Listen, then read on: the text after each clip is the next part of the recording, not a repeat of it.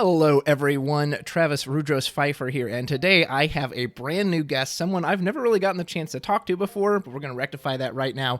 You may know him as Viridian, who, or the ReRaise first place winner of the PA tournament. It is Mr. Ryan Chen. Ryan, how are you, sir? Hey, great. How are you? Good, good. Thanks for coming on and talking to me. Okay, so I have to ask you about the Viridian thing because I have to admit I don't understand it at all. So there is this joke. Your Discord handle is Viridian. Maybe you use it somewhere else as well. But there is this joke that whenever someone says your name, someone else says, who? So is that a reference to something? What is that about? I've always wondered that. Yeah, it was just like kind of a bunch of things like happened around the same time that kind of led to this. I think during COVID, I started playing more of the online tournaments. Mm-hmm. And like one time I got matched against Sam Tool, and one of the Twitch chatter was like, "Who is this Viridian guy? You know, what does he want?" And I don't think he meant it disrespectfully. You know, he was just like, "I actually don't know who this guy is." Yeah. You know, I made it to top whatever 16 or top 8, and it's like a new name, so you know, maybe he's curious. Yeah. And that was like kind of where the meme started. And my friends just like laughed. And then later that weekend, I was on Discord, and then like Cody Snodgrass joined, and he never knew me. He's like, "Who is this guy?" So it was just like two of the same comments, you know, in such a short span of time that it just like became a meme. Gotcha. Okay, that's cool. I always wondered the story, and how long have you been playing the game? I started during Opus 6, but I didn't Okay. like travel too much during that season. Yeah, that makes sense. So you've got more experience than I do. I think I started late Opus 7. Do you have a particular Opus you're very fond of? Looking back on it, one of the current ones, maybe one of the older ones.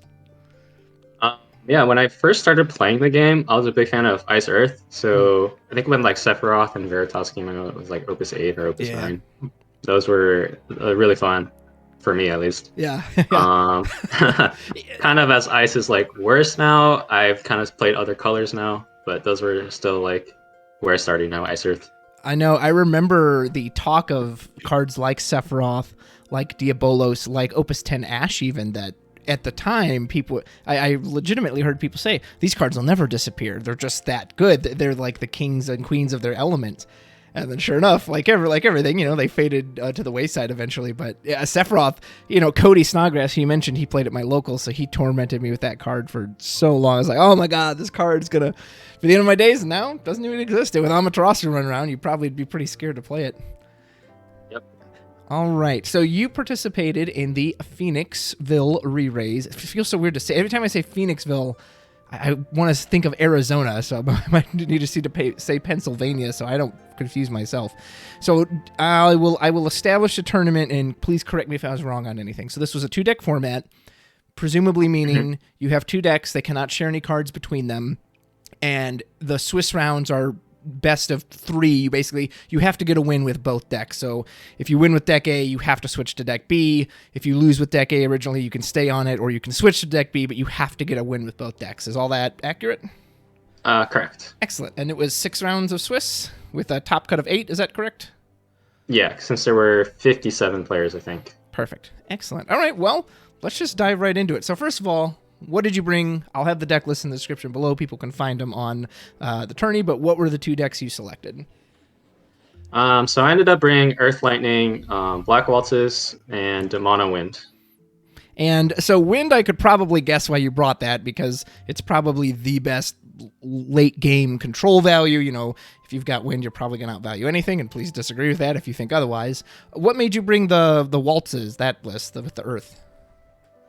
Yeah, so when I first started playing the set, I was drawn. Well, I always like playing Earth because, you know, it kind of relates to Ice Earth. I love the recursion part of the deck. I love playing my best cards over and over again. So when I first started, like when the set first fully came out, I tested Earth Water, crystal stuff, because, you know, it's kind of like that. Got a bunch of new good cards this set with Glaciela, Ramada, Venera. And I was like kind of testing that. So I'm on Team TFE. They run the Crystarium, so I have teammates Robert Meadows and Nato, who, you know, they played in the Australian ReRaise a couple weeks ago. Yeah. And Rob actually brought the Earth Water list that was like kind of similar to what I was thinking of, like, you know, playing and testing around. But then basically what it came down to was I thought that deck would be pretty popular. I thought he did pretty well with it. And when I played against Eureka on Earth Lightning, I just couldn't beat it. You know, I was like, all these Black Waltzes just killed all my Crystal guys for free. I didn't have enough like anti-graveyard hate to like stop him from recurring these stupid Black Waltzes again. So I'm like, okay, I'm just gonna play Earth Lightning. I really like control. This is kind of what I want to play. It beats tribals, it beats like samurais and stuff. Yeah. And you know, so I was basically thinking like, even though this deck is not that good against wind, I should be guaranteed to beat one deck, hopefully, you know, and then like my second deck will just have to beat wind. Yeah. That's fair. So you know, that's why I just brought Mono Wind, which I basically took NATO's list, made a couple like minor edits, but he already like made a pretty good deck. So it was easier for me to just focus on Earth Lightning and try to tune it as much as possible. That's and fair. then, you know, bring it in. Looking over your Earth Lightning, obviously you have the VV, Robot Lackbell counts as a Black Mage. Didn't bother going into any of the other Black Waltzes. Clearly that was successful for you. Did you ever feel like you needed them, or were you happy just keeping the colors more consistent? Yeah, so a couple of things about the Black Waltzes, like, I think really the most powerful thing about the deck is Man in Black and X-Death, like, late game. Because you can just, you know, keep playing your summons for free, and then, like, you basically have a Neo X-Death for, like, really cheap late game. And so the Black Waltzes are kind of just to get you there. They're, like, not necessarily the best cards. They're actually kind of bad in a lot of matchups. So you don't want to, like, overload on the Black Waltz plan, and you don't need any of the off-color guys, too. So it's just like, kind of to get you there. Sometimes they're really good, and, you know, but you don't need them to win. That's why you can play X-Death and RFG like half your Black Waltzes. You don't really care because you don't need them at that point. Nice, just a backup plan. I see you have Arciela, Red Mage, Matoya. I'm kind of looking at the Opus 17 cards. Obviously, Shadow Lord, Falthanos making a return, Man in Black. So I guess I'll ask, what card overperformed for you? And you can talk about the Earth and the Wind as well, whichever you prefer. But was there one that you'd hoped it would do well, and then like, wow, you ended up using it a whole lot? Well, I could tell you Shadow Lord underperformed a lot for me. That was going to be the reverse question, too. Then, if you're not sure, tell me what underperformed. Yeah, like, I thought Shadow Lord would be killing, like, Samurais, Avalanche, tribal matchups, and basically, most of the time, he was just, like, 7 CP kill one guy, and I was just like, okay, this card sucks. Was there just not a lot of tribal, or did you just not face them, or...? I'm not sure if it was, like, because of 2-deck or not, but, you know, against wind decks, he kills nothing. Yeah. He was fine against the Avalanche deck, so it was, like, kind of medium, but there was, like, I was like, I would rather just have a Shinryu instead of 3 of this card. Yeah. Or, like, maybe another Hecaton 5, because, like, honestly, I expected people to play the 3 CP Titan, which pumped their board, which was why I was low on Hec 5 and low on 7 CP Titan, but it seems like no one's playing those cards. I was like, okay, I should just, like, put another Hecaton 5 in my deck. That's fair. Yeah, well, I'm glad you mentioned Shadow Lord, because I was going to ask you about him specifically. Did Falthanos prove really relevant in any matchups, or is he kind of just there as a tech slot, or? He's mostly there as a tech slot. He kind of gets you there against Wind sometimes. Most of their removal is like they have to have Y'shtola plus Typhon, or like Fina plus Typhon. And the matchup is still really bad, so like, but he gives you like a small chance, and if you get like Man in Black and you start Heck 3ing all their backups, you have like a small chance of winning. Yeah. But also he's good against like random decks. He's like fine as a 1-of. You never really want to play him, but sure. I think Lightning and Earth, you're like short of good forwards. Like, it was really hard finding like forwards I actually wanted to play. Which is kind of why Red Mage made it into. I was just like, okay, I guess he can kill Barrett. Yeah. Did you use the Red Mage much, or how did that one perform for you? Red Mage overperformed a little bit. Like, okay. It was able to kill Barrett. It was able to kill Magisa against like Hunter and his teammate Will's decks. I was like, oh, this is like kind of okay. And then the haste like won me a game against Hunter. Like, he didn't realize I would have haste in my deck, and it came to mill out. So it was like randomly relevant. That's always good to hear. So you've got 9 summons in here. If you got your Man in Black out, what was the summon you wanted to recur the most? Was it Kusith, or was it one of the other ones? I think it's like really matchup dependent. Against Wind decks, or like Sam's, for say like Fusoya deck. Like for the Fusoya deck, the colors are super important, so he relies on Tiro a lot. So it's just like recurring Hecaton 3 is like the best thing I can do against that deck, just like kill his backups. And then against the graveyard decks like Avalanche, And Miss Dragon's pretty important. At least like the first, like you want one in the bank. Yeah. And then in the end, just Mass Kusits is always great.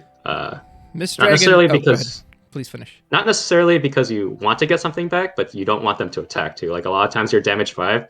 I'm just like discarding a backup to Kusit another backup to like stop things from attacking, Yeah. but I won't lose because of that. Yeah, no kidding. Miss Dragon is similar to Amaterasu, just seems like a great summon to just hold in reserve, knowing, hey, if you do any summon of 5 or less, I can always cancel it. I can always at will take out your break zone. Yeah, Man in Black has just seemed like a banger card. Looking at your win list, you said you made a few modifications from NATO's list. I know his list was also somewhat similar to Matiski's list. What were some of the modifications you were, and how did they surprise you? Or did they end up not being relevant?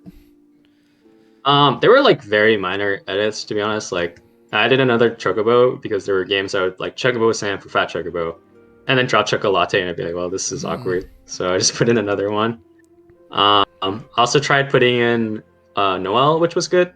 Was probably like the main like other card. Noel and Ash, just to the draw more. And then Noel won me a lot of games because there were a lot of people in the room in Florida playing angry decks, like Avalanche or some sort of aggressive deck that I'll actually be on damage 3 most of the time. Yeah. Noel seems really crazy, especially obviously if he can attack right away, especially even against something like Avalanche that he can just freely break Barrett is, against Wedge, you can kind of play around the Wedge in the sense that, well, he has to hit dull characters of 4 or more, right? So if you leave those backups up, he can't hit them, but Noel just says, nope, if it's 4 or higher, I can get rid of it. So I'm not surprised to hear that. Yeah. Oh, that matchup is still very bad. I'm assuming just because of they can just rush you down so quickly, and you obviously want to get set up. And then like Wedge kills you while you're still trying to set up. Yeah. Speaking of Wedge and like hitting your backups, looking over your backup, is there any backup in this wind list, and maybe this whole wind archetype idea, whatever you want to call it, that you absolutely want to get down, or is it really more just I just want 5 backups so I can do maximum reactivation stuff? Althea is the one that comes to mind for me, but please tell me. I'll be honest, I don't like play mono wind a lot. I played Earth Wind last set, and I did pretty well in the Portland ReRaise, which is why I felt comfortable bringing this deck, because it's kind of the same thing, just like want to count to 3 for lock, or like 5 for like Rosa. So I felt like I didn't really care if I saw Althea or not. I don't know if that's like the way other people play. I just wanted to be able to combo off, and then mid to late game get a Bismarck off, bounce it back up, and then get Althea on the board if I needed to. Like it was like kind of like a nice to have rather than a backup I wanted. Yeah. Basically the only backup I want was like Chocobo Sam in my starting hand. I'd like start my draw, and if my second card I see is Chocobo Sam, I just like keep, like the rest of the hand doesn't matter. Why him specifically? Is it for the Chocobo? Because technically doesn't Nordstalin kind of accomplish the same thing? Why Chocobo Sam? Is it because of the fatty combo? Yeah, the fatty combo getting you to 3 is like super good. Yeah, and then that makes sense. If you draw a Nordstalin, then you'll have Norsh for Stiltskin. Then you'll be at 5, and you'll have the Chocomog draw card. That's awesome. No, that feels great. Well, sir, let's dive right into the event. Round 1, who did you face? How did it go? Tell me about it. I played against William Lowe. He ended up top 8ing. So he started. So my strategy going into this event was, I prefer playing Earth Lightning. It's like my favorite, my more favorite deck, I guess, and I played it a lot. So I was like, okay, you know what? I'll just play Earth Lightning first. I'm more comfortable on it, and I could probably get a W against like an angry deck. Yeah. So I started every round with Earth Lightning basically. So he like drew his hand. He's like, I have a bad hand, and I was like, oh, okay. Or he mulliganed. He's like, oh, this is not very good. I'm like, okay, feels good, I guess. Yeah. First round, my opponent says he's not, like, maybe he's just trolling me, whatever. Yeah. Then he plays Neo X Death, and I'm like, well, awkward. That's pretty fucking annoying. Yeah, you're thinking, oh yeah, that's a terrible start. Yeah. But yeah, luckily I had Shantoto, and then from there I was able to like stabilize backups. He was playing the Sophie Earthwind deck, basically. I think it was like a 1 of Neo X Death. But because we like pitched all our resources to play these big cards early, I was able to get X Death out quicker than usual, and then from there he was just like losing backups return, and he couldn't really play. And then his second deck, he played Magisa. I wasn't really expecting to see this deck, and I was basically like kind of joking. Like whenever I saw, so like another reason why I played Mono win second was I was expecting / hoping to win the first game, Probably lose the second game to like a random aggressive deck, Sure. but at least get to go first in what I expect like a mono wind mirror. Yeah, which makes sense. Yeah, so I was like second deck Akisa. I was like, okay, I'm probably gonna lose this game. So I was just whenever I like see an angry deck game two, I was like jokingly be like, okay, I go first game three. Um, but what ended up happening was he played like a Miki-san board, like, and he pinged it to play Amaro to do extra damage on me. And then I EX Chocomogged somehow on like 2 backups or 3 backups, and I killed it. Oh, And wow, I like nice. got back in the game, and I was able to just 2-0 him because of that EX burst, basically. Nice. Sounds like that went pretty smoothly for you. Anything else you want to say about that that match, or do you want to go on to the next one? No, I think that was pretty much it. It was like over actually pretty quickly because of like fortuitous draws and EX bursts. Can't ever be mad at some fortuitous EX bursts. If you're on the receiving end, you can be mad maybe if you're on the other end. So round 2, I'm assuming you stuck with Earth Lightning. What decks did you face in this one? So sadly, round 2, I played against my friend Jeff Curran, who's also on the same team as me. And also we're the same locals too, so we like play each other all the time. Oh yeah. So like I basically knew his deck and he knew my decks. And unfortunately, he brought Guardians and he like didn't think it could beat Mono Wind or Earth Lightning.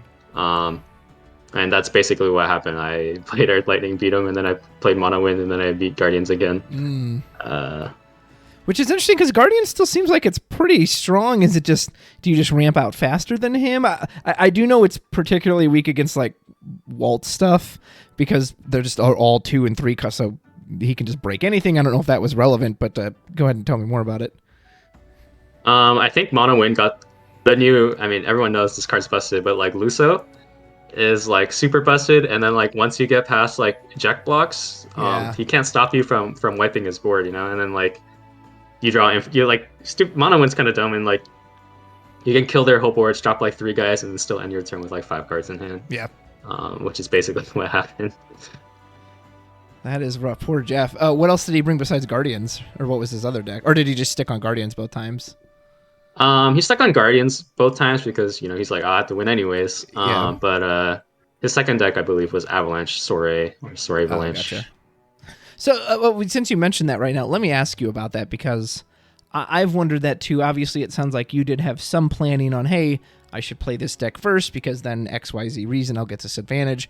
I've heard that's from other pro players as well. However, at the end of the day, as you just noted, you do have to win on both. So do you think it really matters about what you start with, what you switch with? Or is it like, well, you do have to win on both at the end of the day, so there's not really a way to like avoid a deck? How do you see that?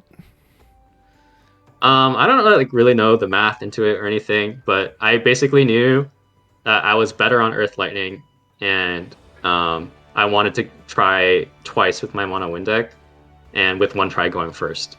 So that's basically what I aim for. Gotcha. So you value the one you're the more comfortable on. You'd rather start with that, so you have 2 potential tries on the one you're less comfortable with. That's pretty sound logic to me. All right. So it sounds like you 2-0 Jeff. Is that accurate? Yeah. Okay, so on to round 3. I'm sure there's a lunch break coming up, or maybe before this, or whenever. But yeah, Round 3, I was. You were on stream, right? Yeah, I think you were.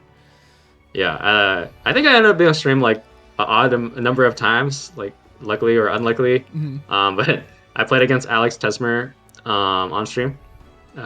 He's like a very good player, and I think he's in Raleigh. He lives in Raleigh now. Okay. He's on like the RBA returners with like Snugsy. Oh, nice. What was he playing? Do you remember?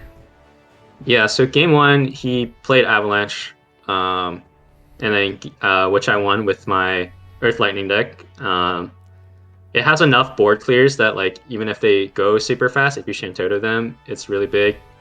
And then once you like misdragon a couple of their operatives out, and then you play Exeth, they can't really win anymore. What do they do at that point? Yeah. Did you even need Shadow Lord, or was he just waiting in the wings just in case? I don't think I drew Shadow Lord that match. That's funny. Yeah, I was like, I remember. Yeah, so I'll talk about it later. But the one time I really wanted Shadow Lord, I just never drew him, and it was very sad. Yeah, so I beat him with the Earth Lightning deck. I queued Mono Wind, and I was like, okay, I'm going first game 3. I got swiftly destroyed by Avalanche. And then we had a Mono Wind mirror. And so Alex and I were staying at the same Airbnb, and we've played before in Florida ReRaise where he destroyed me in a match. So I was like, we were like joking around. We're like, okay, there's a world where if I beat you in this match, but it's 2-1, we're still gonna be tied like lifetime 2-2, which is what ended up happening. Like funnily enough, did he win or did you win that one? I won that one. Okay, so this one I won this weekend. I gotcha. But yeah, his deck, because we were hanging out yesterday, he was just like talking. He's like, oh, I only played 2 Bismarck in this deck, and he's like, yeah, that's all I ever felt like I needed. Yeah, which I think is wrong, but it's been working for him. I think the main difference is in that matchup, he was playing 3 CP Zidane, and I was playing 2 CP Zidane. And like 2 CP Zidane is so broken in the mirror because like both people are playing really good cards, so and all their good cards work for you. Yeah. So it was just like I was just like snowballing with the Zidane steals, and he didn't have it. So he's either gonna mill out or he's actually just gonna lose out to like my bigger board with his good cards. Yeah. So since you mentioned Zidane, let me ask that because I asked Matiski the same thing on his win list, and he said very similar that he thinks the 3 CP is superior in all situations except for the mirror, where like he said the 2 CP is just absurd in that. What made you pick the 2 CP? Was it because of the mirror? Were there other reasons? So I think the 2 CP, even if you don't get a good card, helps you extend your lines for Atomos and Rosa. Like you'll be more easily be able to hit like 3 and 5 just because you can play more cards. Yeah. Also, I kind of like tilting my opponent with like the RNG like aspect, like stealing their best card. So that's just the fun part. You monster. Okay, I might get something good. And obviously, I hate it when someone plays it against me because it's like the same feeling. I'm like, oh when they no, take this your best stupid, like, come on, the stupid man. casino card. Yeah. Diddly, diddly, diddly. We need that ding, ding, ding, ding, ding to hit every single time. So you beat in the mirror. That was round 3. So next will be round 4. What did you face in this one? I played Nick Schnell. This was on stream too, wasn't it? I think it was. Yeah, I think at that point, they just realized they're like, oh, first seed will always show up on top, table 1. Yeah. So they're like that. They tried to fix that for rounds 5 and 6, which they did. But I just ended up being there for like one more round. So Nick was playing Fire Water, kind of like it's like kind of weird deck. Else? No, it was a deck that basically played a bunch of kill spells. Okay. And the forwards it played were 3 CP Tidus, Kadaj, and like these like free monsters like Bomb and like Blue Worm that only turn into a forward for 1 turn. Oh, okay. Okay. Yeah, so the way I tried to win was to play like 2 backups and then play Kadaj. And then basically they just kill you and you can't really attack them back. Yeah. And then they might play like kill you with like 4 monsters swinging in 1 turn. Huh. How did that go? It went fine with so I played Earth Lightning first.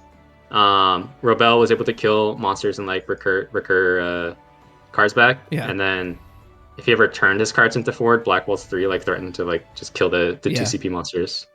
And then I got to the point where he couldn't mill me out because I'd play X-Death and like RFG his board and then like kill him. Like by the time I decided to start attacking, his burst won't save him. So like I was just like I'll just never attack until like I already win. Yeah, X-Death seems like quite a good counter to aggro strategies in the sense that once he gets to the void, he sends everything to the void. They already have such a small board they're working with anyway, so they're basically playing off of nothing. And how do they come back at that point? Yeah. I think it's like very important to determine, like especially right now, like whether you can attack or like when you can attack. Yeah. Because a lot of games are kind of just decided on like 1 EX burst. So you gotta be careful when you attack. Yeah. So did you? I assume you took game 1 with Earth Lightning then, and then game 2. How did win go? Well, I started getting pummeled by this Kadaj. I got to like damage 5 when I started stabilizing. I basically got a little greedy and I was like, okay, I have like 2 blockers. He has a Kadaj coming back. Even if he dulls my guy, I'll only take 1 or 2 damage. I think I was at damage 4 actually. Then he plays a Hien and like triple attacks me and I die. And I was like, oh, I was not expecting that one. Yeah. So then you went to game 3. What was his other deck? He was playing a mono lightning haste deck. Oh, okay. Ooh, more aggro. So, you're right. Very angry room. Yeah, and then it was a super close game. I was able to double Lulu at like BK Alua turn. and then stabilize from there. Nice. I think a lot of the strategy of the room, I think Alex Hancock's wrote an article about this yesterday, was a lot of people either brought mono wind and like another aggressive deck to like kill mono wind and like win against the other deck. Yeah. Or they just brought two aggressive decks to just try to kill mono wind, like so mono wind couldn't win. Yeah, it didn't seem like there was a lot of, and again, you were there in the room. I just know what I saw from the reports and on stream. Didn't seem like there was a lot of mid range. It seemed like it was either just kill them as quick as you can, or secure the late game and you just win. Then, like, did you see much more beyond that, or do you think that was pretty accurate? That's pretty accurate. I think there were a couple people like Joe on like the Soray / Avalanche deck. And I know KP was on the Soray deck. That was like the closest mid-range deck that kind of existed in the room. And a lot of other people were on like 2 aggressive decks and like mono wind. I also saw a couple Ice Earth gamers. They didn't abandon Ice Earth as an archetype from last set. But none of them made it out, I don't think. I was going to say, was that deck very much seemed like it was tailored to face soirees, so is it a lot weaker not taking on soirees, or why do you think it kind of faltered? I don't know, because I didn't play against it, so I don't know what happened. That's fair. So but I suspect because of what you said, it was meant to kill soirees, so maybe So let me, before we go to round 5, let me ask you this, because you mentioned Alex, and I just want to ask it while my mind is still thinking about it, because I read his article too, and one of the things he mentioned was Glaciella. She was really the hot new legend of the set. She was the one that, I don't know if everyone was the most excited about, but at least to me clearly had the most, there's so many things you could do with this card. You could go to these old Brave Exvius cards, you could do all these new ones, you could use Physalis, you could use Gargus, whatever. Do you know if she was in the room much? Because I don't remember seeing much from her, and like, why do you think that is? Alex in his article said maybe our crystals just still that wonky that you can't really like build a whole deck around them. What are your thoughts on that? Yeah, so from me personally, looking around the room, I literally only saw 2 Glaciella decks. Matthew Rice was playing Earth Water crystals, similar to Rob's list. And then I saw another person playing like I think it was on stream round 2 where there was like an unfortunate Remore calling, but they were playing Glaciella with the Vikings and some lightning, kind of like an aggro deck. I'm guessing the Glaciella was insurance, but I don't know. Yeah. But those are like the only 2 crystal decks I saw in the entire room that weekend. Have you tested that card much? Because the card seems great when you can do the thing. Like, any ideas or speculation about why you think it's just not more popular, or at least in the tournament setting? Well, I tested, like, as I said, I tested Earth Water. And basically I was playing against Soray, and I was like, I feel like Soray is just doing everything I want to do, but better. And they have, like, bigger guys. So, like, that matchup felt really hard. And then it was fine for everything else, but it felt like a little fair. So maybe people are afraid to, explore more into that deck. Interesting. Wonderful. See it resurge throughout the rest of the meta. So that was round 4. Now you're on to round 5. So you're 4-0 at this point, right? You haven't dropped a game? Yeah. Okay. So round 5, what happens? Who do you take on? This is like kind of where it all goes downhill day 1. It was at that moment Ryan knew he messed up. What happened? Yes. So I paired against my friend Sam Toole. I already knew he was playing like a Fusoya Twins deck and an Icewind deck. So basically at this point I'm like, okay, I think the only way I can win this game is if I beat the Twins deck with my Earth Lightning deck, because Earth Lightning cannot beat the Icewind deck. There's just like 0 chance. He plays like 8 CP lock and he has everything good on win, so that's just unwinnable. So he plays like he kind of bricks turn 1, and he just like plays like Palom or Porum turn 1. That doesn't sound like a terrible brick, but okay. Yeah, and I basically panicked. Like, instead of just curving out normally, I'm just like, oh no, how do I kill this card? I'm gonna get pressured by it. Yeah. And I end up like not playing backups and like doing like this weird try to like deal with this card too early, and basically just lose because I was just like too far behind. Like, we were about the same backups even though he bricked, and I just like lose because I didn't prioritize playing backups. Yeah. I'll say with Shantoto and even Shadow Lord in your deck, it seems like you would have ways to deal with them, ways to just get them off the board immediately. Yeah, it was funny because I was telling him in the Airbnb like earlier this weekend, I was like, yeah, I'm gonna have no trouble beating your Twins deck, dude. I have like these Black Waltzes, I'll just kill it. And then I didn't play backups, and then he played Fusoya, bounced my guys, got like Amaterasu back. I'm so dead. Yeah. And then we had a good laugh after. It was like, you were so confident. I was like, yes, I was, but then I played terribly. That's funny. What was his second deck, and did you stay on Earth Lightning, I'm assuming? Yeah, his second deck was Icewind, which is basically the mono wind stuff plus Lock and Shantoto, because those are the good ice cards. And then I was like, well, I have to beat this deck anyway, so at least I could go first with Earth Lightning. And then I got just destroyed. I didn't curve very well. He played Lock, bounced it. I was watching KP's game to my left because I was like so dead. Like Sam was storming off, and I'm like, okay, I'm dead. I'm just gonna keep watching. This game on they my have those left. turns where they're like, all right, I need 10 minutes to cast all that. Yeah, you're like, yeah, do your thing. I'm just gonna hang out and watch these games. Yeah. Well, and it sounds like you said earlier, it sounds like you didn't really expect to have any chance in that matchup. So, have you faced off against Icewind with Mono Wind? I'd be curious about that matchup, how that plays out. I've never really tested that. But we were both on 2 CP Zidane, so I imagine it was just like a Zidane battle. Yeah. Pull the lever and see who comes up lucky. Okay. Yeah, I think in the mirror you actually just mulligan for Zidane and just like try to 2-back up Zidane no matter what. That's crazy. Okay, so that was your first loss then of the day, which would put you on to round 6. I guess you're not necessarily guaranteed top cut, right? Because there's probably only 1-4-2 that made it in. So yeah. So this one is important then. How did it go? Who'd you face? What'd you face? I played Hunter Nance. So he had Mono Wind and Magisa. Oh, so this was like a preamble to the finals then. Yeah, I basically actually played both those guys the next day, but I got like redemption. I beat them both. He started with Mono Wind. I played Earth Lightning. I think he didn't really know the matchup that well, which is kind of why I won. He had insane steals. He stole like both my Shantotos and like 2 Man in Blacks. Oh, wow.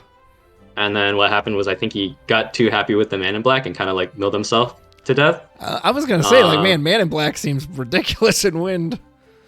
Yeah, he got to like 6 cards in his deck, and he's just like, wait, I think I'm losing. When did this game go so wrong? And I'm just like, I don't know. So he basically milled out game 1. And then I had to play Mono Wind against the Magisa deck. And he turn 1 Magisa'd me and killed me really fast. Then we had a Mono Wind mirror, and he did the 2. I had Chocobo Sam, so I had to keep. Or maybe I wouldn't keep after playing that match. Maybe I would have mulled for Zidane, but he did like backup Zidane, steal my card. Ooh. It was like Atomos or something, and like I was like, okay, this game is like kind of over. Yeah. Oh, that's gotta be the worst. Basically, what happened.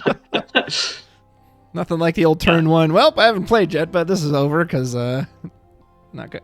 Oh, and Atomos too. That's such a brutal steal. Yeah. So Hunter took that one then.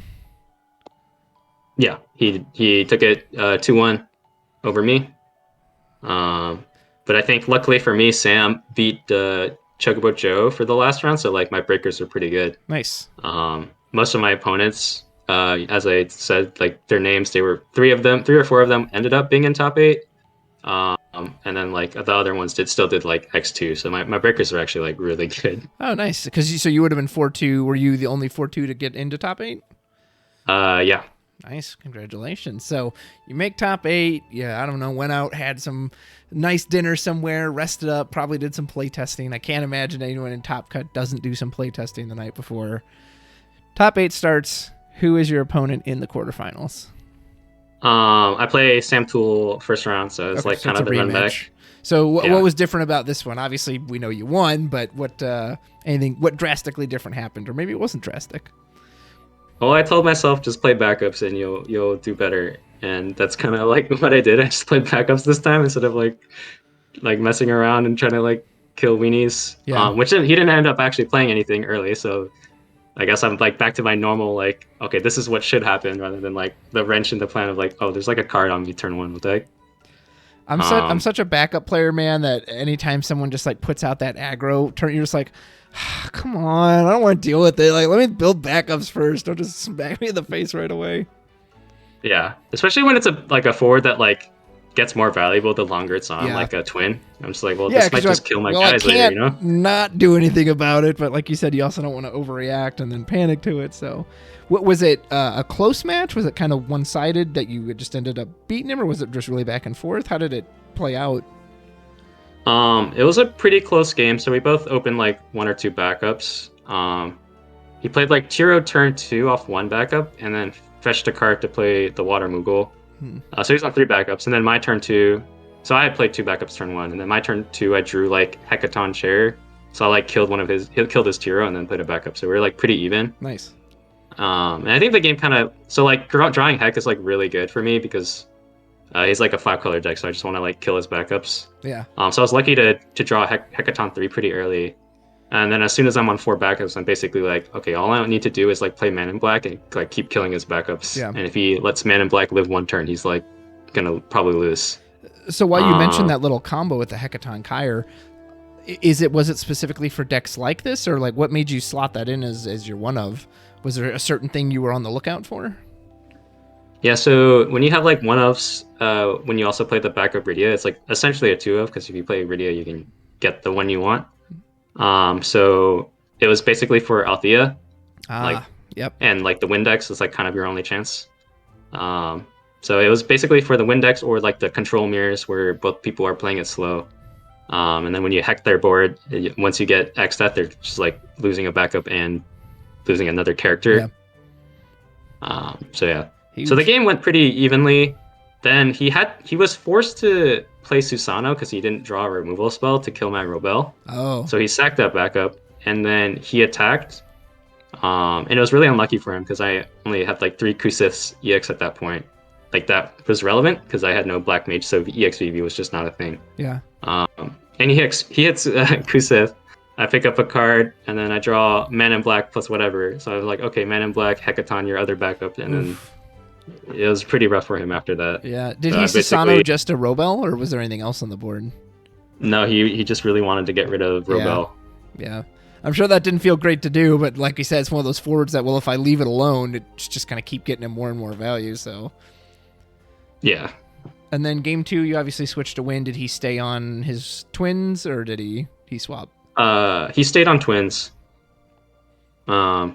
So like historically, the twins matchup is actually really good against Mono Wind. Really? Just because it's so faster? Because if you get like Palom and Porom on board, the Winds usually only answer is like Typhon.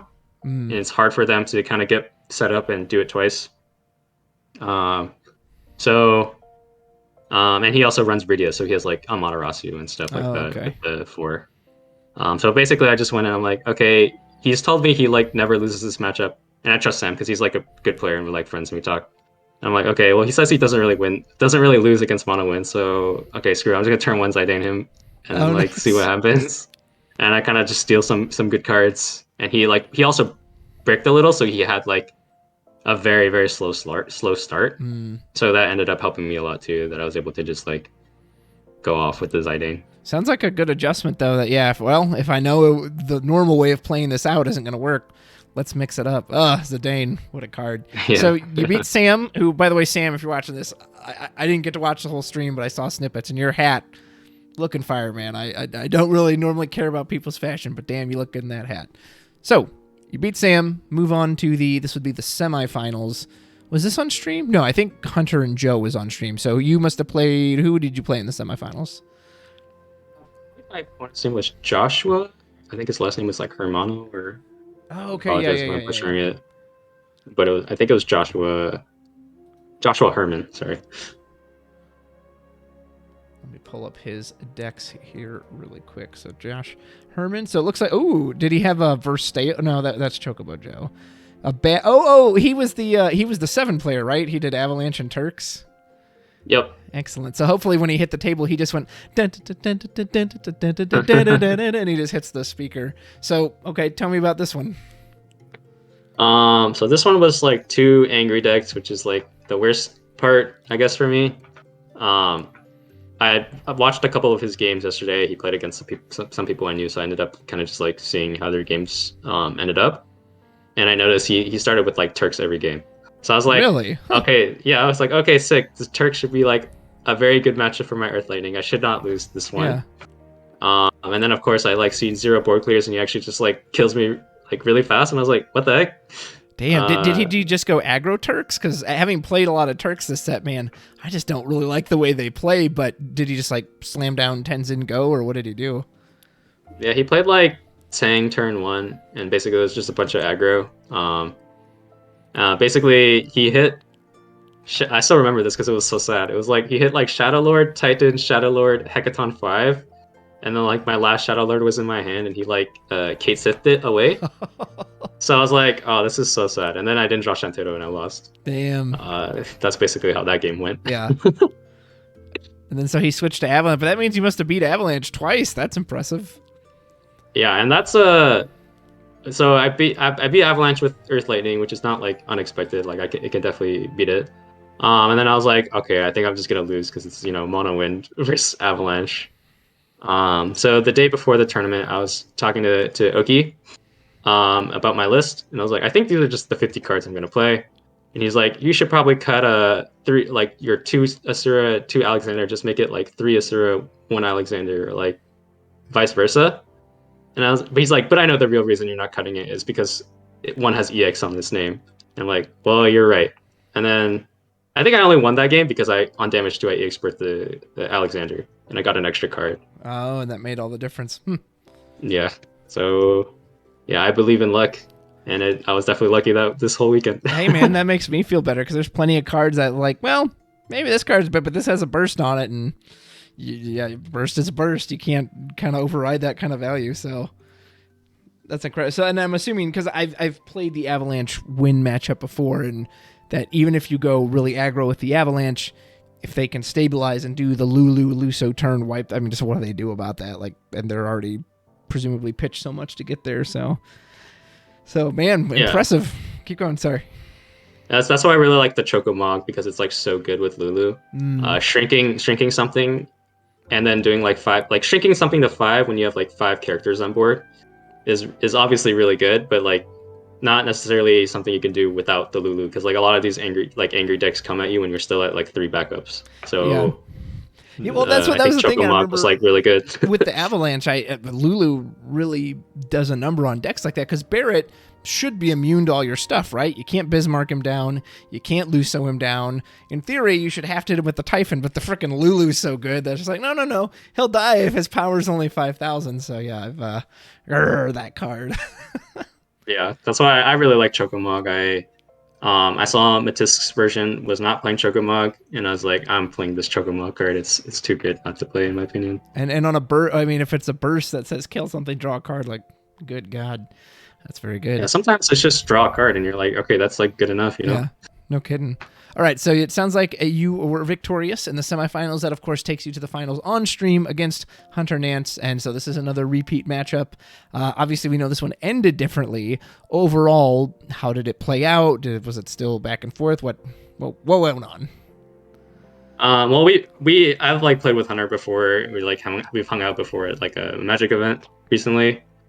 We both sat down next to each other and we're like, so this is basically just be a coin flip, like which deck plays which deck, right? Because like his Mono Fire can beat my Wind deck, my Earth Lightning can beat his Mono Fire deck, and then like the Wind deck, both of our Wind decks can beat like the other person's, or like his Wind deck beats my Earth Lightning deck, and it's like, so I was like, okay, it's probably just gonna be whoever picks which deck first. And we both just like randomize our deck. We just like take one out, and I got lucky. I played like the Earth Lightning into the Magissa deck. Nice. Did you win round 1 against the Magissa?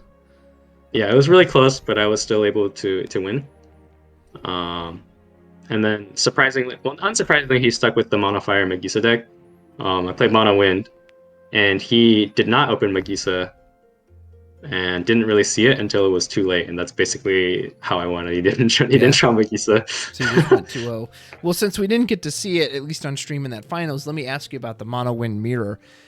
Is there anything that really determines a victor in this, or does it basically come down to who sees this key card first, who rips something off Zidane first, or is there more to it than that?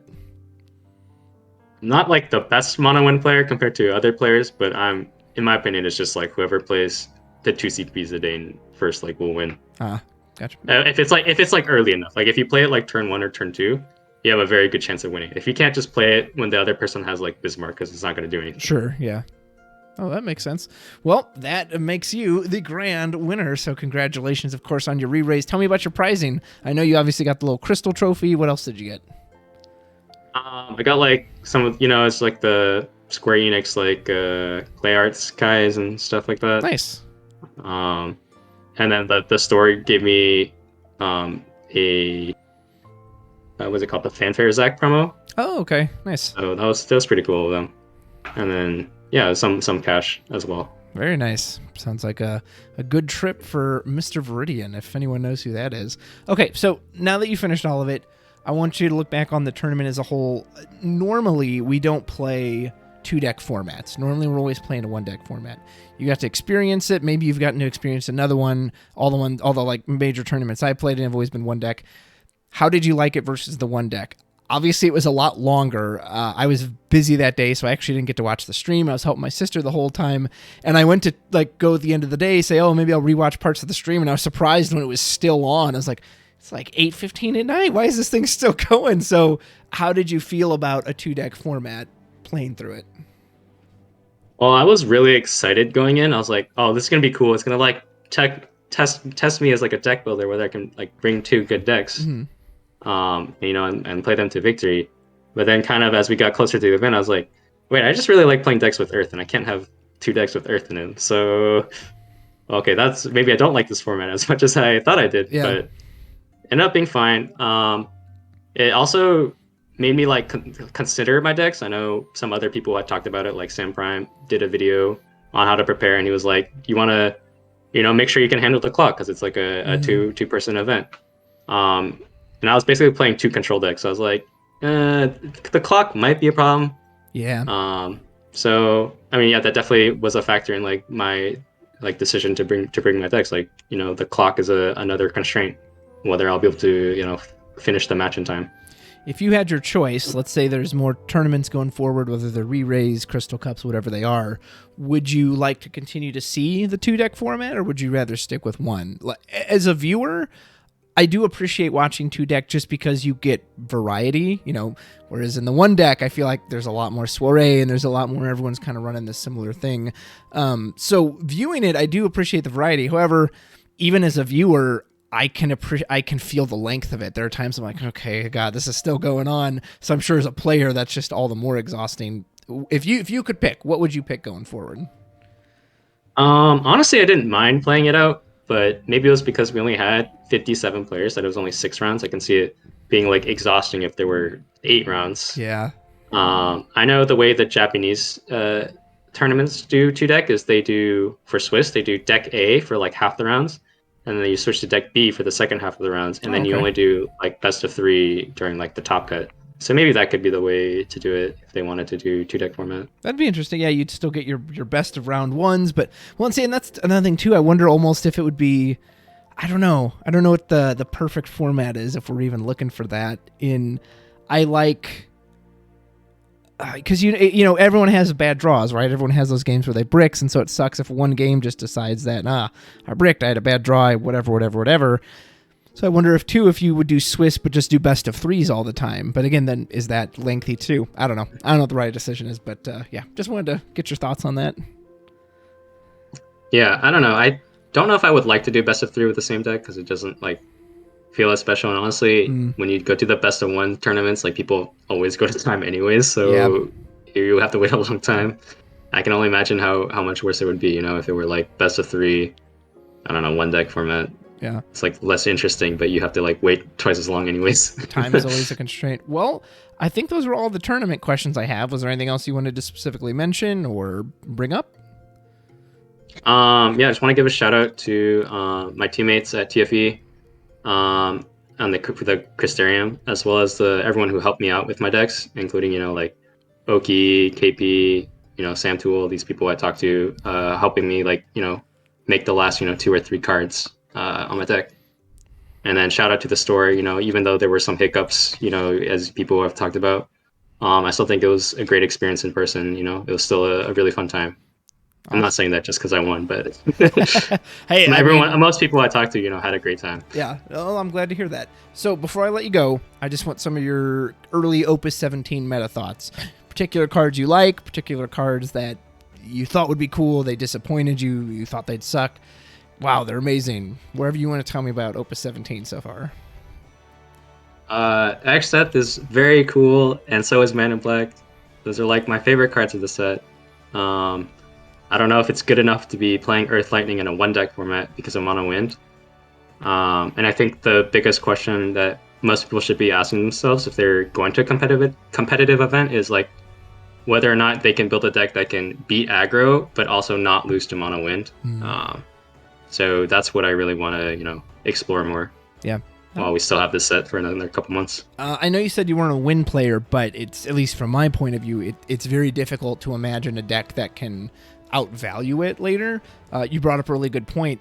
When I tested against it as Avalanche, I knew what it was, and I mean, I was full brakes, throw the brakes out, hit the gas pedal, full in, and the person was able to do the big old Luso chain, 7 cast, everything, off of just 2 backups. And it's not like they had to go all into that. They had, I think, 3 or 4 cards in hand after. I was just like, what do you do about that? Like, I couldn't even conceive of a deck that could outvalue that. So, yeah, unless something surprises us, I'm pretty sure that's going to be the late game boogeyman of the format.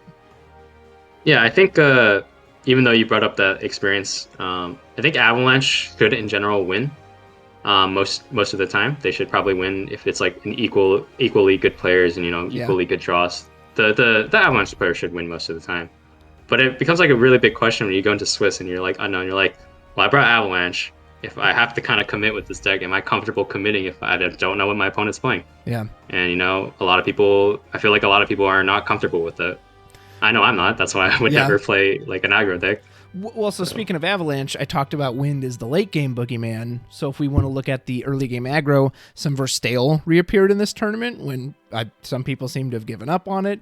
It hadn't been seen for a while.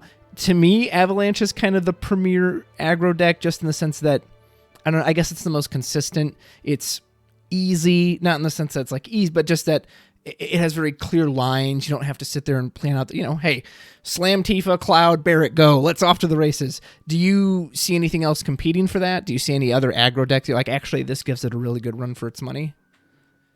No, I think Avalanche is probably the best aggro deck. First Tale is also pretty decent specifically against Mono Wind because it has all the discard pressure.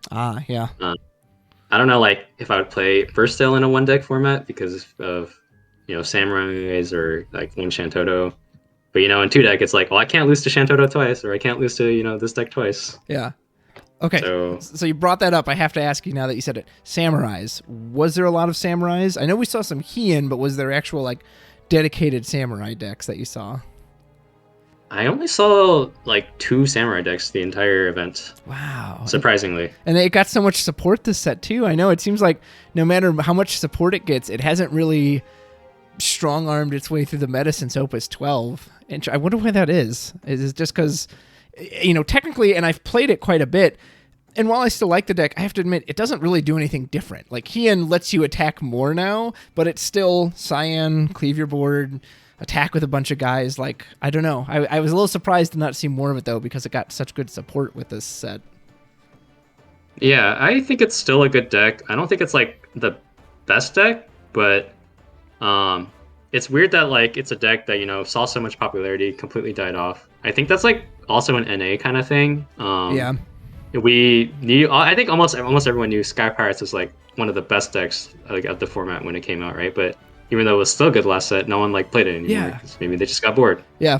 Kind of similar with Sorays. Like, I think it's really good right now too. Yeah. And like barely anyone played it. Yeah, I don't think anything came out like in Opus 17 that says, hey, this totally craps on Sorays. But yeah, maybe we just get bored too easily. I don't know. I've wondered that for a while.